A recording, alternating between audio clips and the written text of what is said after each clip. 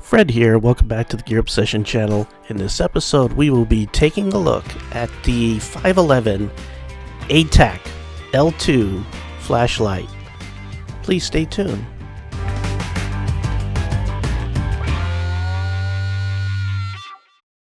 The packaging is pretty neat. I like that it has the lumens, 222 lumens, and 4 hours. And I kind of like that they put 4 hours because that coincides with the 222 lumens. A lot of packaging, they'll put you the best lumens, and then they'll give you the runtime for a low setting.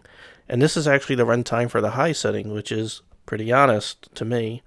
And then, of course, they show you to throw the light, and they say that it's drop tested to 2 meters, and it's made for being out in bad, rainy weather, stuff like that.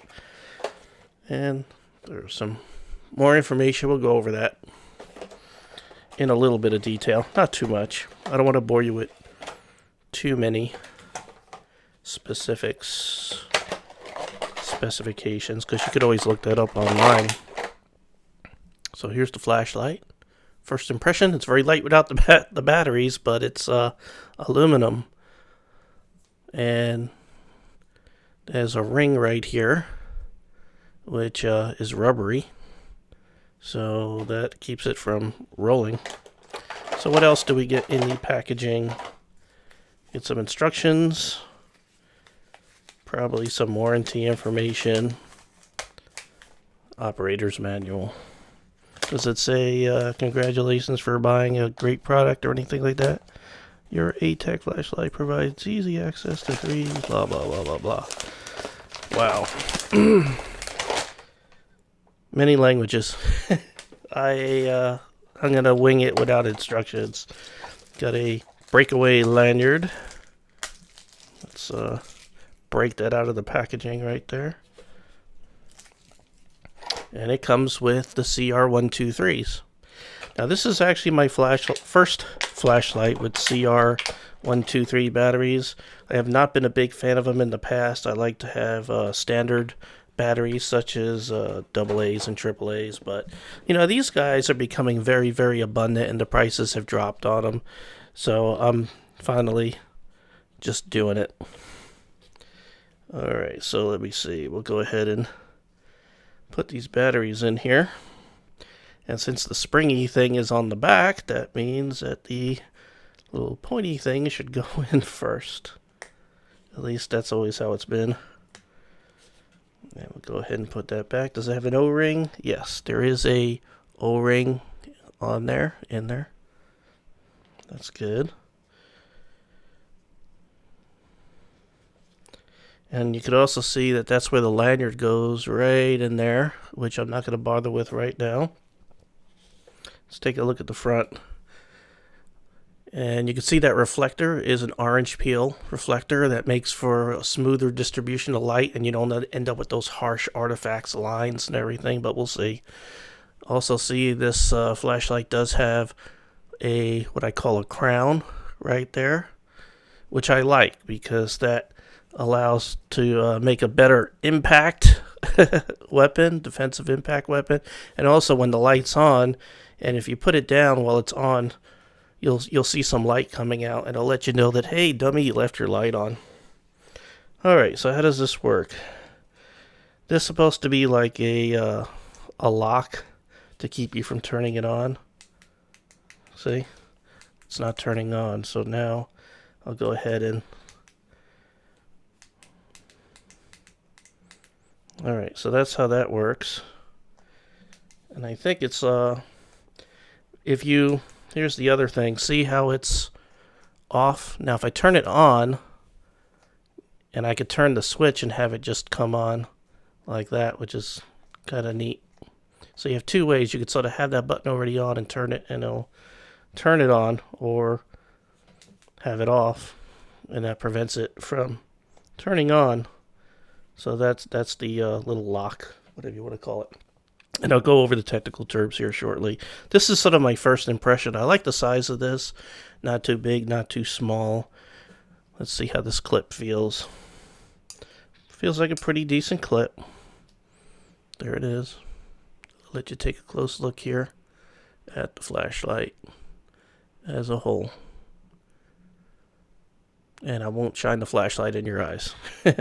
And like I was talking about, if you sit it down, you can see, you could tell it's on, which is nice. So let me see. I'm not sure how. Oh, I see. 1, 2, 3. 1, 2. So you got 3 modes. What you do is you sort of press it 1, 2, 3, and you press it all the way the 3rd time, and you get the strobe. If you press it once, it's just the high. If you press like a interim and then again all the way down, you get the medium. At least that's the way it's working for me. I'm sorry, the low setting. Okay, so now I'm going to go ahead and run down the specs and features really quick on this. This is aircraft grade aluminum. Again, it's drop tested to 2 meters. It comes with the CR123A batteries that were included with this, as you have just seen. This is a regulated flashlight. It has regulated circuitry for maximum output.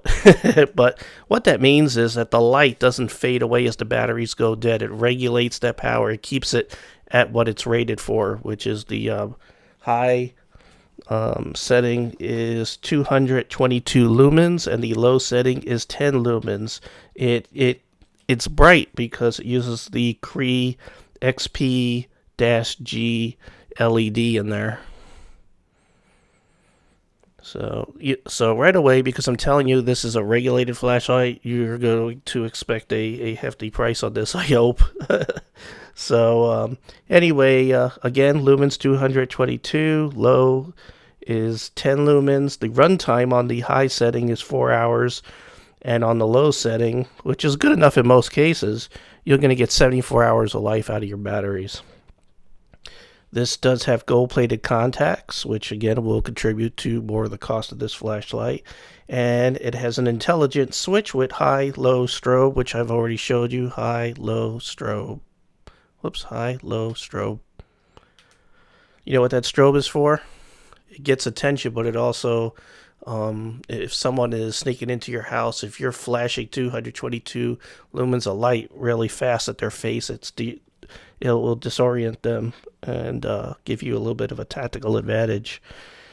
Momentary switch. You could press this halfway, just barely, and you can just let go. That's momentary right there. You have a rotary dial lockout switch, which I've already showed you how that works. If you turn it counterclockwise, it'll keep it from turning on. Now, if the button is on, and you turn that lockout switch on, it can turn on. Or if you turned it off from there, it's not going to do nothing. But you want to leave it counterclockwise to keep it from accidentally going off. I think you guys got it. Next is the clip. We already showed you that. It's a stamped metal pocket clip, nothing fancy. Also, briefly, already showed you the soft rubber anti-roll ring right here. It's sort of like a rubber. It's not too hard, not too soft, but it does help it from rolling. Also, that clip on here also helps it from rolling away on the surface.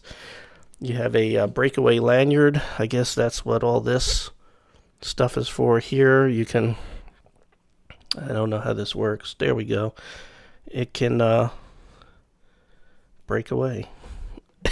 And I don't know how it works. I don't know. Maybe I'll figure it out before the end of the video. Again, this is water resistant construction. It is, for the love of Pete, made in China. Damn it. And the price range is about $70 to $80. So $70, $80. I would have liked it to say made in the USA, but I guess it was made in the USA. It probably costs more than what it costs in China, or the company's making a whole bunch of profit off it. So I don't know. This seems to get really good ratings, so I think we're paying for quality here. So anyway, let's do some comparison. I have 2 flashlights here. Some of my other favorites. I have a iNova Bolt right here. This I've had it for almost 2 years now. And this guy is a Rayovac Roughneck that's 200 lumens. So this is 200 lumens. This is 107 lumens. Let's see how it compares. We'll go ahead and turn this on, and we'll turn this on. And we can see the difference between 107 lumens. And this is how much? Correct, 222. Now I got these at the same distance. And what we're seeing is that the flood on the 5.11 looks a little bit wider, and the spot's just a little bit wider and brighter, just by a teeny bit. So, not too bad. And as you can see, it's a pretty clean light. Let me turn this off here. You don't have some weird artifacts or anything, and that's because of that orange peel reflector. Alright, so now we'll break out the 200 lumen Rayovac Roughneck, which is a value flashlight, which I've reviewed and liked very much. And let's see. And you can see this is 200, this is 222. You could see that they're pretty close. Again, the spot on the 5.11 is a little brighter, and the flood on the Roughneck is a teeny bit wider, but not too much. So there we go. I think this sort of beats it as far as brightness and the spread and everything. One other way we can compare flashlights just for fun is I have a lux meter. Now, lux doesn't convert the lumen, and I don't even want to, sorry for that, get into how this all works, the conversions, because it's not very straightforward. I'm going to go ahead and turn this on, and you can see it says 0. Right there. I'm going to go ahead and put this down here. Let me see. I'll put this in a good place where y'all could see. Alright, and the sensor here. And you can see it's already getting a lot of light from my floodlight here. I'll tell you what, it's not going to matter, because we're going to be shining a whole bunch of light here. So I'm going to change the scale on this to 10 times. So you can see it says 54 right now. And let's see, we'll see how much this guy adds to that. See what we could get it up to, and it's already overloaded, so we're going to have to bring this to 100 times. Alright, and then let's see how much light we could get out of here. I'm going to get it so the flood is all packed into here like that. And what's the reading? It's about 370-ish 370-ish for the iNova 107 lumen. Let's see, the Roughneck. Roughneck is actually less at 252. Oh no, maybe the batteries are dying. Actually, it wasn't set to the bright setting, sorry.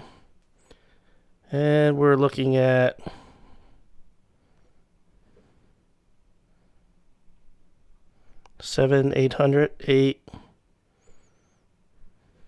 880, 890, 900, somewhere around there. Alright. And last but not least, the 5.11. And the 5.11 is at 970. So it is the brightest out of them all, which is good because it was the highest rating. So that's good. Now, let me... okay, for those of you who are susceptible to epileptic seizures and stuff, you might need to skip the next minute of the video. I want to show you how disorienting a strobe is in the face. So we'll go ahead and 1, 2, 3, and you can see that's pretty irritating. And of course, it looks it's actually worse than what you're experiencing right now, because the camera has a certain frames per second, and it sort of screws that up. So really neat. I really like this flashlight. This is my favorite flashlight now. It's my brightest flashlight.